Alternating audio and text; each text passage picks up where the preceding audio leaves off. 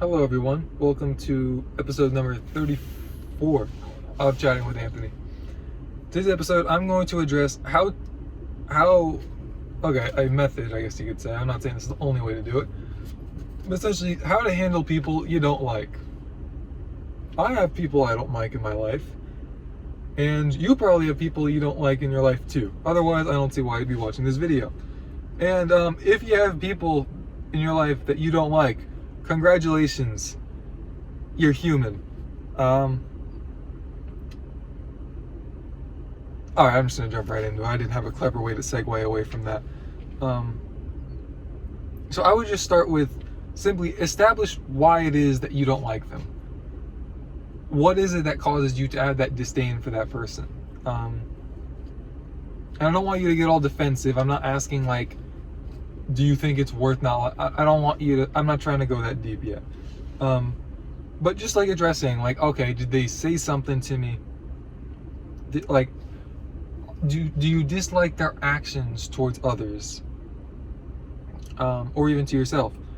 Do you not agree with their lifestyle, and so you just decide that you'd rather just tell them that you don't?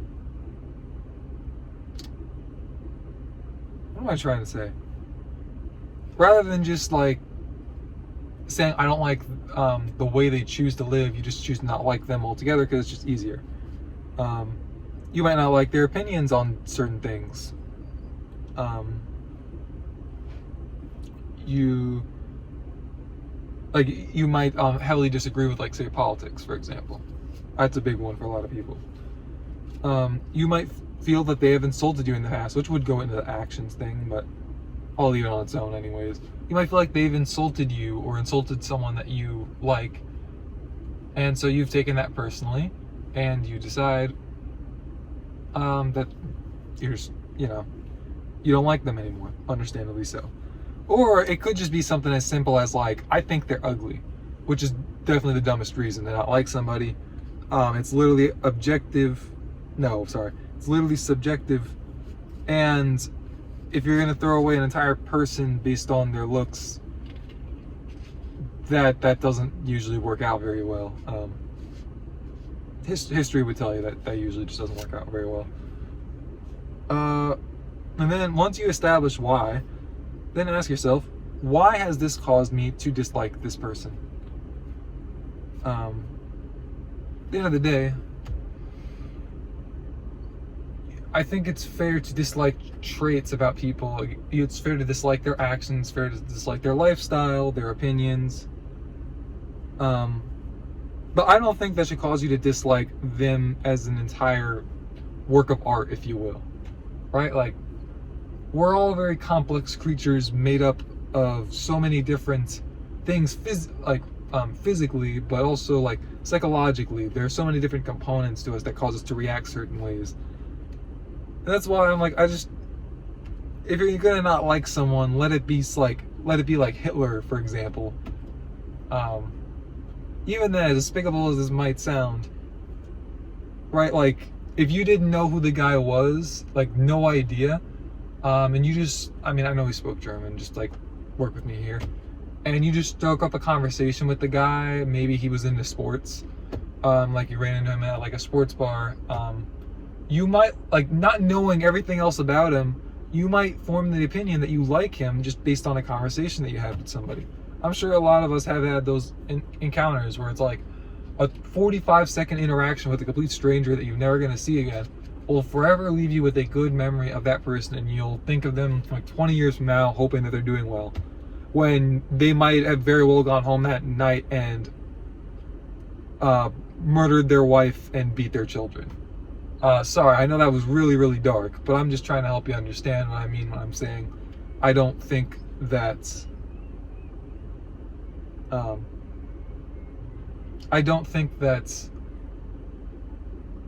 attributing that much based on just like a little piece of what you know of somebody is a fair thing to do.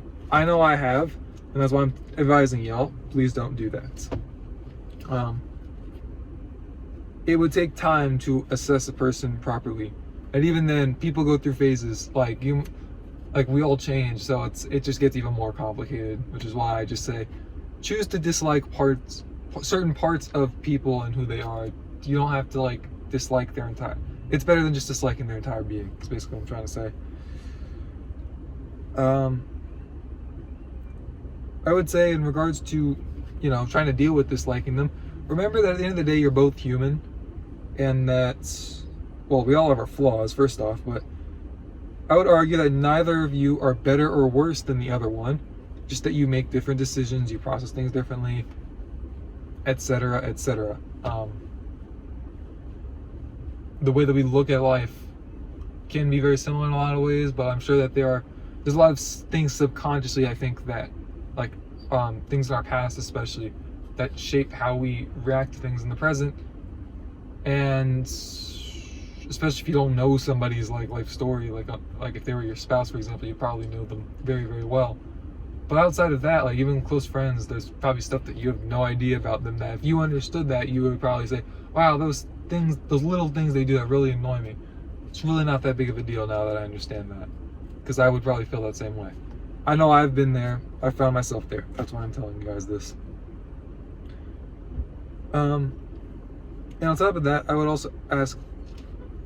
ask myself, why am I around this group? Why am I around these people? Right? Like, if you want to separate yourself from someone you dislike and you don't have to be around them, then there you go. I mean, you might have to like talk to them and try and like let them know kindly, but still, you're in an easier situation than if you're essentially tied down to them, right? Like you might be watching this thing and you dislike your spouse.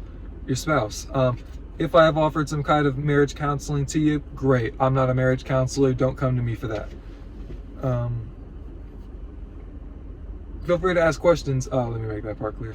Feel free to ask questions. I just mean don't view me as a therapist or anything like that. I got my own problems, and I'm learning and teaching you guys at the same time. Well, everybody is, aren't we? Anyways, again, why are you around them? I think that this question, regardless of whether or not you like or dislike someone, I think this question could help save people through so much pain and so many problems. Like, you might even like the person, but the reason that you're around them is just terrible, and that you should just separate yourself from an entire environment. Like if you have an alcohol problem, but you think that the bartender is very, very friendly and you love having conversations with them, don't go to the bar to have conversations with them. You're probably gonna end up drunk. If you can separate altogether, good. If you literally have that much of a connection with them, just like explain to them like, hey, look, I'm sorry, I'm not gonna be coming to the bar anymore. This is a problem in my life and I don't want to feed into it. I really like talking to you though, if you're willing, because a lot of times servers are really only having these conversations with people, again, that are complete strangers, because it is literally their job and they are trying to get tips. So ask them like, hey, would you just be if I give you my phone number, could I message you and we could maybe like talk every now and then, that kind of thing. You could definitely work around it. Same thing with other bad environments that you probably shouldn't be in. You can still have conversations with people that you met there that you genuinely want to have friendships with, but just try not to meet them in those areas. And you're gonna also have to establish that they're gonna have to respect that about you. Anyways, so if you're in a situation where you cannot easily detach, like if you're coworkers and you want to get your pension from that company and you gotta stick it out another couple of years, and they gotta stick it out another couple of years too, at least stick it another couple of years. Anyways, you're probably not gonna be able to. It wouldn't be smart to just quit the job to break off that. I hope that made sense.